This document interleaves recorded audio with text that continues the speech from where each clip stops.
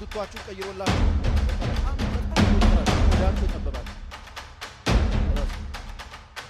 የተበታችሁ አገልጋዮች ረፍ ከጠንቋይ ቤት ነው የተሰጣቸው አብዛኞቹ ነቢያት በፕሮቴስታንት ውስጥ ነቢያት የተባሉት ላይ ጠንቋይ ቤት የሚሄዱ አሉ አልገባኝ ጋይስ እንደምን አላችሁ ዛሬ እንግዲህ ገብርኤል እንደምታውቁት ማለት ነው አብሮባታል ማብላለች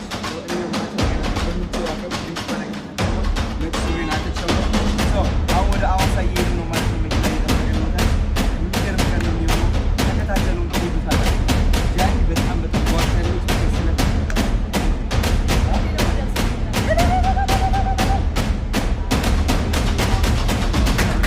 ትዝታው እንደምን አለ ደና እንዳሉን ክያየው ነው። ለማንኛውም አሁን በተናገርከው ነገር ብቻ ራሱ እንደው ስሙን በአንደበት ለመጥራት ብትደፍርም ብትሞክርም ምን ያህል ለክርስቶስ ጠላቱ እንደሆንክ ጸረ ክርስቶስ እንደሆንክ ላሳየ ይችላል። ከመጽሐፍ ቅዱስ ፍቀድልኝ።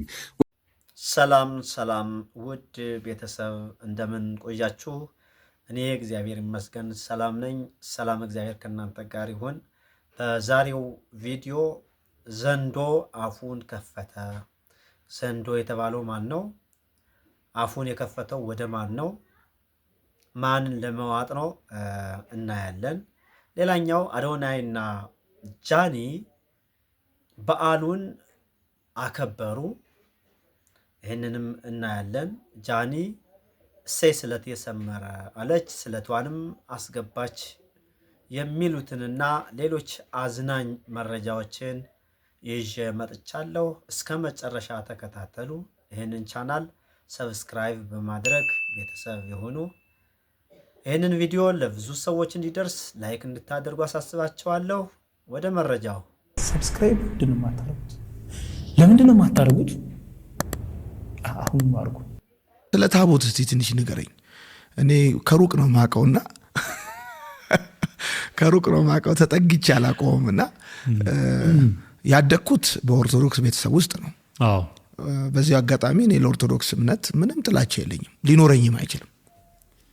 እንዳልከው ነው እንግዲህ ከሩቅ ሆኖ ሲታይና እንደኔ ደግሞ ውስጥ ገብተህ ስታየው መልኩም እይታህም እውቀትህም ይለያያልና ታቦት ብለው የሚያዘጋጁት ያው የሚሉት ነው ምለው እኔ ምክንያቱም ስለማላምን በአዲስ ኪዳን ታቦት ተቀርጾ ካህናት የሚሸከሙት 2-3 በነ ሚካኤል በነ ገብርኤል ስም የተዘጋጀ ምናምን እንዲህ የለም መጽሐፍ ቅዱስ ላይ። ይሄ የሰው ስርዓት ነው። መጽሐፍ ቅዱስ ላይ የሌለን ነገር በስምም አንጠራም። እኛ በአዲስ ኪዳን ታቦት ብዬ ለመጥራት አልደፍርም። ምክንያቱም የሰየሙት እነሱ ስለሆነ ታቦት ብለው የሚጠሩት በሚለው ነው ምገልጸው። ግን እኔም በዛ በነበርኩ ጊዜ ታቦት እያልኩ ነበር ምጠራው። እኔም ራሴ እዛ በነበርኩ ጊዜ ታቦት ነው ብለው እና 4 ማዕዘን ጣውላ ነው። እዛ ጣውላ ላይ ምናልባት ከግራር ወይም ከቀረሮ እንጨት ነው የሚዘጋጀው። አንዳንዱ የገብርኤል ስጦታ ብሎ ታክሲ ላይ ይጽፋል። ገብርኤል ከየት አምጥቶ ይሰጣል? የሁሉ ምንጭና የሁሉ ባለቤት እግዚአብሔር ነው። ታዲያ ከየት አምጥቴ ነው የገብርኤል ስጦታ ብለ የምትጽፈው? እግዚአብሔር የላከውን መልእክት ወደ አንተ ይዞ የመጣውን መልአክ አግኝተ እባክህ ገብርኤል ልዬ በእግረ መንገዱ ተው ረፍ። የጠገባችሁ ጴንጤዎች ረፍ። ቡትቷችሁን ቀይሮላችሁ በቃ በጣም የተወጠራችሁ ቆዳችሁ የጠበባችሁ ረፍ። የተበታችሁ አገልጋዮች ረፍ። ከጠንቋይ ቤት ነው የተሰጣቸው አብዛኞቹ ነቢያት በፕሮቴስታንት ውስጥ ነቢያት የተባሉት ላይ ጠንቋይ ቤት የሚሄዱ አሉ። አልገባኝም። ጠንቋይ ቤት ሄደው ቤት ነገር በጣም እየተደጋገመ ነው። ስፔሻሊ እጃቸው ላይ ከሚያደርጉት ቀለበት ጋር ያያይዞ ያወራንንም ሰው አው እጃቸው ላይ ያለች ዳይመንድ የምትመስል ጥቁር ወይም አረንጓዴ ወይም ቀይ ዳይመንድ የምትመስል ቀለበታቸው ላይ ያላቸው ከጠንቋይ ቤት ነው የተሰጣቸው አብዛኞቹ ነቢያት። አይከብድም? ቄስ መናፍስት እያባረሩ እያገለገሉ ብዙ ተከታይ ያላቸው አባረው አያውቁም። መናፍስት ያስጨዋሉ፣ ይጮህላቸዋል።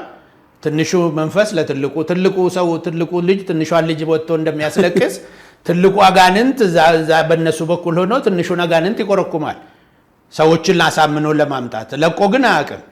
ይጮሃል፣ መጮህ ይጮሃል፣ አይለቅም። ስር ነቀል ለገው ለውጥ አይመጣም። በሽተኛ ተፈወሰ ሲሉም ተመልሶ ነው የሚሞተው።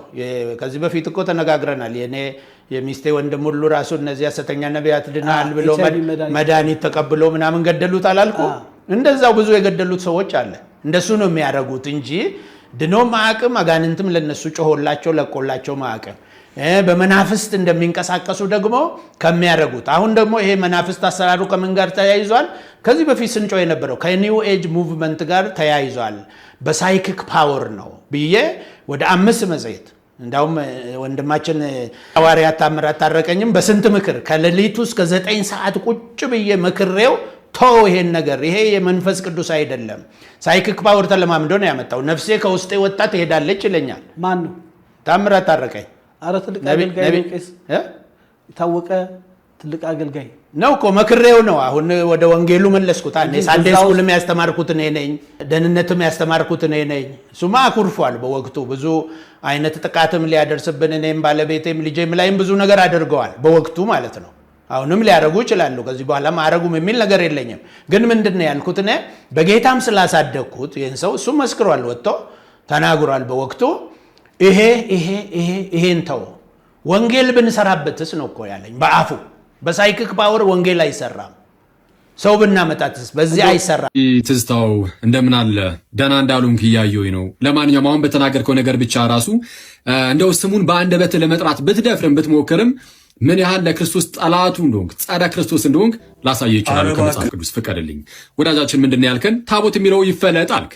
ሰው ታቦት ብለን የምንጠራው እኛ በኤርሲያናችን ውስጥ የጌታ ጠረጴዛ፣ ቅዱስ ጠረጴዛ ወይም ደግሞ መሰዊያ እያልን የምንጠራው እንደሆነ ይታወቃል። ወደ ፕሮቴስታንቱ ስትሄዱ በተለይ በጴንጤ አዳራሾች ውስጥ የጌታ ጠረጴዛ ወይም መሰዊያ የለም። ስለዚህ ወዳጃችን እናንተ ጋር ያለውንም ፍለጡት አለን። መጽሐፍ ቅዱስ ላይ ግን አለ ማስረጃ። በመጀመሪያ ቆሮንቶስ መልእክቱ ምዕራፍ 10 ቁጥር 21 ላይ ቅዱስ ጳውሎስ እንደዚህ ይላል፣ ከጌታ ማዕድ እና ከአጋንንት ማዕድ ልትካፈሉ አትችሉም ይላል። ሳይመልታኔስሊ ማለት ነው። በተመሳሳይ ሰዓት ከጌታ ማዕድ እየተካፈልክ ከአጋንንት ማዕድ መካፈል የለብም አይቻልም እያለን ነው። የጌታ ማዕድ የሚለውን እንግሊዝኛውም the Lord's table ይለዋል። የጌታ ጠረጴዛ ማለት ነው። ይህም ቅዱስ ቁርባን የሚሰናዳበት ማለት ነው። ማዕድ የሚለው እዚህ ጋር ማስረጃ ልስጥ ለቃሉ። ኦኬ ተቀበል። የመጽሐፍ ቅዱስ መዝገበ ቃላት ያውን በማን የተዘጋጀ? በመጽሐፍ ቅዱስ ማህበር። የመጽሐፍ ቅዱስ ማህበር የራሳቸው የፕሮቴስታንቶችም ጭምር ነው። ሰው ገጽ 54 ላይ እንዲህ ይላል። ስክሪን ላይ ተመልከቱ። ማዕድ ይልና የምግብ ጠረጴዛ ካለ በኋላ ዝቅ ብሎ ማርክ ያረኩበትን እዩ። ቅዱስ ቁርባን የሚሰናዳበት የጌታ ማዕድ ይባላል። ጋይስ እንደምን አላችሁ? ዛሬ እንግዲህ ገብርኤል ነው እንደምታውቁት ማለት ነው። ጃም አምሮባታል፣ ፏ ብላለች። ያው እኛም ማች አድርገናል በምንችለው አቅም። ጂንስ ባረግነታችን ያው ነጭ ሱሪን አጥቼው ነው። አሁን ወደ አዋሳ እየሄድን ነው ማለት ነው። መኪና እየጠበቀን ነው ታች። የሚገርም ቀን ነው የሚሆነው። ተከታተሉን፣ ትወዱታላችሁ። ጃኒ በጣም ጓግታለች። ቢከስ ስለት ማስገባት አለባት አይደል? ስለቴ ደግሞ ደርሶልኛል። እንግዲህ እንደተመለከታችሁት አዶናይና ጃኒ በዓሉን አዋሳ ገብቶ አክብረዋል። በጣም ደስ ይላል። ጃኒም ስለቷን አግብታለች። በጣም ደስ የሚልና አራያ የሆኑበት ስራ ነው ማለት ይቻላል። ሌላኛው ግን እንግዲህ ስለት አግቡ ይላል። ይትቁም ራቀ ከቅድመ ንጉስ፣ ከንጉስ ፊት ራቁትህን አትቁም ይላል። ስለዚህ እህታችን ጃኒ ስለቷን አስገብታለች። ወንድማችን አዶናይም ወደ በዓሉ አቅንቶ በዓሉን አክብረዋል፣ ስለቱን አስገብተዋል። ይህ የክርስትና ምልክት ነው። እናመሰግናለን። እግዚአብሔር ከእናንተ ጋር ይሁን እንላለን። ሌላኛው ግን ታቦት አያስፈልግም፣ እናንተ ትገነባላችሁ፣ እኛ እናፈርሳለን የሚሉ ሰዎች ተነስተዋል ማለት ነው። እናንተ እየሰጣችሁ ትገነባላችሁ፣ እኛ እየተናገርን እኔ እየተናገርኩ አፈርሳለሁ። እናንተ እየሰጣችሁ ትገነባላችሁ፣ እኔ እየተናገርኩ አፈርሳለሁ ብለዋል ቃል በቃል ፓስተር እዩ ጩፋ። እንግዲህ በጣም ቆሻሻ ንግግር ነው የተናገረው። አፈርሳለሁ፣ ልማትን አፈርሳለሁ ማለት በራሱ የሚያስጠይቅ የሚያሳስር ነው። ምክንያቱም ህንፃ ስራዎች ልማት ናቸው። ቤተክርስቲያን የልማት አካል ነው። መንፈሳዊ ስርዓት የሚከናወንበት ነው። እንዲህ ብሎ አፉን ከፍቶ መናገር የዘንዶ ንግግር ነው ማለት እንችላለን። ሌላኛው አቶ ሳሙኤልና ዮናታን ታቦት ጣዖት ነው በሚል ንግግር አድርጓል፣ ወይም ደግሞ ውይይት አድርጓል። በሚያሳዝን ሁኔታ ታቦትን አንቀበልም እያሉ ነው። ቆዩ እናንተ ግን ማንን ነው የተቀበላችሁት? ታቦት ኦሪት ዘጸአት ላይ ተጽፏል። ሙሴን እግዚአብሔር አምላክ ቀርከመ ቀዳሚ እንደ ቀድሞ አድርገህ ስራ ተብሎ ሰርቷል። እኛንም እንደ ሙሴ አድርጋችሁ ስሩ ተብለን ታዘናል። ሰርተን የእግዚአብሔር ማደሪያ አድርገን እንጠቀማለን ማለት ነው። የእግዚአብሔር ማደሪያ ነው ታቦት። ስለዚህ የእግዚአብሔር ማደሪያ ነው። እግዚአብሔር እንዳዘዘን እንጠቀማለን፣ ለአገልግሎት እንጠቀማለን ማለት ነው። እናንተ ግን ታቦት አያስፈልግም ትላላችሁ፣ ስለት አያስፈልግም ትላላችሁ፣ ጥምቀት አያስፈልግም ትላላችሁ። ምንድን ነው ለእናንተ የሚያስፈልገው? እንግዲህ ታቦት ብቻ ሳይሆን አያስፈልግም የምትሉት ታቦትን ብቻ ሳይሆን ጥምቀትም አያስፈልግም ትላላችሁ፣ ስጋ ወደሙ አያስፈልግም ትላላችሁ፣ ሜሮን አያስፈልግም ትላላችሁ፣ ስለት አያስፈልግም ትላላችሁ፣ ጃንጥላ፣ ዕጣን፣ መባ መስጠት፣ ለቤተክርስቲያን መስጠት አያስፈልግም ትላላችሁ። እናንተ ግን እየዘረፋችሁ ዘይት እንሸጣለን እያላችሁ ጸልየናል እያላችሁ ምዕመናኑን እየዘረፋችሁ ትገኛላችሁ ማለት ነው። አንድ ነገር ልንገራችሁ፣ አዳምጡኝ። እንግዲህ እመኢተወልደ ዳግመ እማይ ወእመንፈስ ቅዱስ ያለ መንግስት እግዚአብሔር ከውሃና ከመንፈስ ቅዱስ ያልተወለደ የእግዚአብሔር መንግስት ሊያይ አይችልም ብሏል ዮሐንስ ምዕራፍ 3 ላይ ማለት ነው። ጥምቀት አያስፈልግም ትላላችሁ፣ ሜሮን አያስፈልግም ትላላችሁ፣ ስጋ ወደሙ አያስፈልግም ትላላችሁ። ራሱ መድኃኔ ዓለም ክርስቶስ እመኢበላይክሙ ስጋሁ ለወልደ እጓለ እመሕያው አልበክሙ ሕይወት፣ የሰው ልጅ ክርስቶስን ስጋውን ካልበላችሁ ደሙን ካልጠጣችሁ የዘላለም ሕይወት የላችሁም ይላል። እና እናንተ እነማን ናችሁ? ታቦት ብቻ ሳይሆን የሌላችሁ ክርስቶስም ከእናንተ ጋር የለም። ለምን? ያልተጠመቀ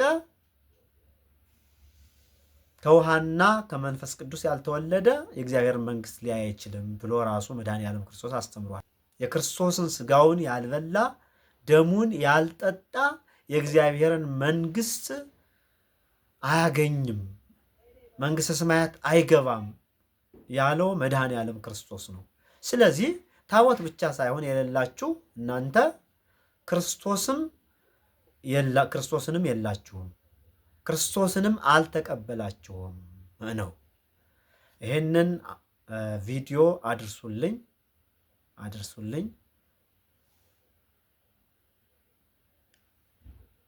ይህንን ቪዲዮ ለአቶ በጋሻው፣ ለአቶ ሳሙኤል ትዝታው ሳሙኤል፣ ለአቶ ዮናታን፣ ለአቶ እዩ ጩፋ አድርሱልኝ ማለት ፈልጋለሁ። እናንተ ገና ኢየሱስን አልተቀበላችሁም ትላለች ቤተ ክርስቲያን። ኑ ተቀበሉ፣ ተጠመቁ፣ ስጋ ወደሙ ተቀበሉ፣ ስጋ ወደሙ አማናዊ እንደሆነ እመኑ። እናም ክርስቶስን ከዛ በኋላ ትቀበላላችሁ።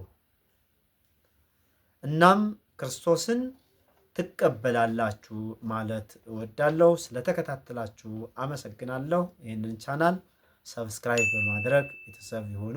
ቪዲዮ ለብዙ ሰዎች እንዲደርስ ላይክ እንድታደርጉ አሳስባችኋለሁ። ሰላም እግዚአብሔር ከእናንተ ጋር ይሁን። ይቆየን።